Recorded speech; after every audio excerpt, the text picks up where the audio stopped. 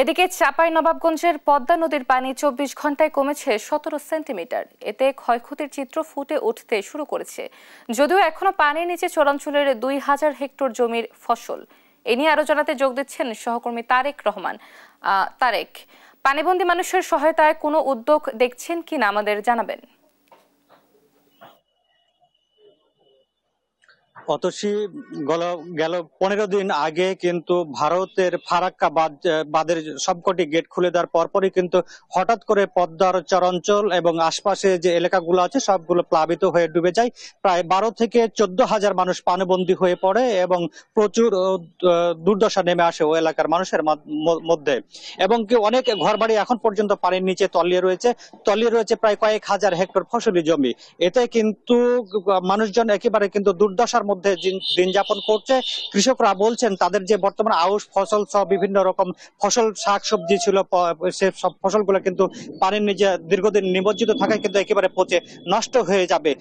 এছাড়াও কিন্তু যারা বানভাসী মানুষ ছিলেন তারা কিন্তু পর্যাপ্ত পরিমাণে ত্রাণ তারা পাচ্ছে না, এটি অভিযোগ করছেন। তবে ত্রাণ কর্মকর্তার কার্যালয় থেকে আমাদেরকে বলা হচ্ছে পর্যাপ্ত পরিমাণে ত্রাণ দেওয়া হচ্ছে এবং প্রস্তুত করা হচ্ছে।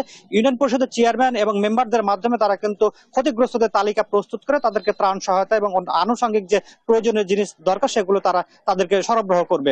এছাড়া কিন্তু এখন যেহেতু পানি কমছে, এই পানি কমার মধ্যে এবং দীর্ঘদিন পানিবন্দী থাকার কারণে কিন্তু মানুষজন একেবারে কিন্তু এখন আতঙ্ক বিরাজ করছে। পদ্মাপাড়ের মানুষের মধ্যে বিভিন্ন রোগ বালাই ছড়িয়ে পড়েছে, বিশেষ করে চুলকানি, ঘা সহ ডায়রিয়া রোগে আক্রান্ত হচ্ছেন নদীপাড়ের বাসিন্দারা। তারা বলছেন তারা কিন্তু যথেষ্ট পরিমাণে তারা কিন্তু চিকিৎসা সেবা পাচ্ছে না। এই চিকিৎসা সেবা না পাওয়ার কারণে কিন্তু একেবারে দুর্ভোগ চরমে, অনেকে কিন্তু মানবতার জীবন যাপন করছে একরকম। এছাড়া গত ২ দিন ধরে চাঁপাইনবাবগঞ্জে যে পদ্মা, মহানন্দা এবং পুনর্ভবা নদী ছিল, সব নদীগুলোতে পানি ধীরে ধীরে কমিয়ে আসলে কিন্তু ক্ষতর চিহ্ন এখন কিন্তু ফুটে উঠেছে। অনেকে বাড়ি ঘর ভেঙে নিয়ে অন্যত্র আশ্রয় নিয়েছিলেন, আবার কিন্তু ঘরবন্দি মানুষজন কিন্তু তারা কিন্তু চাঁপাইনবাবগঞ্জ শহর এবং শিবগঞ্জ উপজেলার যেসব এলাকা বাঁধের আশপাশে তারা কিন্তু আশ্রয় নিয়েছিল, তারা কিন্তু ফিরে যাবে আর কয়েকদিনের মধ্যে। কিন্তু যেসব বাড়িগুলো ভেঙে গেছে তারা কিন্তু চিন্তায় আছে কিভাবে তারা বাড়িঘর মেরামত করবে এবং বসবাস কিভাবে করবে। তারা বলছেন প্রশাসনের পক্ষ থেকে যে পরিমাণ ত্রাণ এবং অন্যান্য সুযোগ সুবিধা দেওয়ার কথা ছিল তারা কিন্তু পর্যাপ্ত পরিমাণে পায়নি।